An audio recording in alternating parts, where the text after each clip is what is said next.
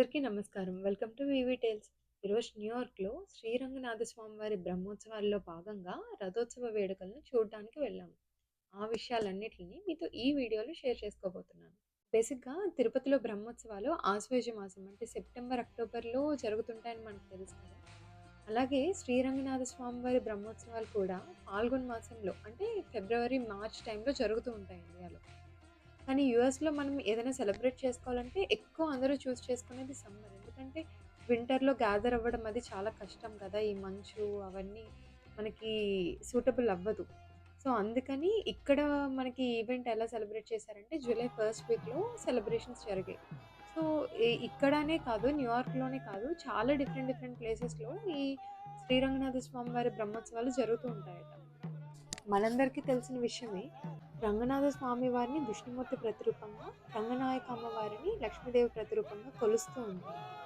యాక్చువల్‌గా పురాణాల్లో వీటి గురించి చాలా కథలే ఉన్నాయి. కానీ ముఖ్యంగా అందరూ ఎక్కువ చెప్పుకునే కథ ఏంటి అంటే, సత్యయుగంలో బ్రహ్మదేవుడు విశ్వమంతా ప్రయాణించి యజ్ఞాన్ని నిర్వహించారట.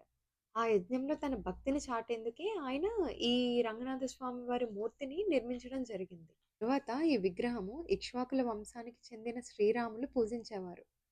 అయితే శ్రీరాముడు భక్తుడైన విభీషణుడికి రంగనాథ స్వామి వారి విగ్రహాన్ని అందజేశారు. ఆయన లంకకు తీసుకువెళ్ళేటప్పుడు కావేరీ నది ప్రాంతంలో విశ్రాంతి తీసుకున్నారట. మళ్ళీ తిరుగు ప్రయాణం అవుదామని చెప్పి విగ్రహాన్ని కదిలిస్తుంటే అది ఒక్క ఇంచు కూడా కదలకపోవడంతో చేసేదేమీ లేక అక్కడే ఆలయాన్ని నిర్మించడం జరిగింది. ఇది ఎక్కువగా చెప్పుకునే కథ అందరూ. కానీ పురాణాల్లో చాలా కథలే ఉన్నాయంట. మీలో ఎవరికైనా అలాంటివేమన్నా తెలిస్తే కామెంట్ సెక్షన్‌లో షేర్ చేయండి. గోవిందా గోవిందా గోవిందా గోవిందా గోవిందా గోవిందా గోవిందా గోవిందా గోవిందా.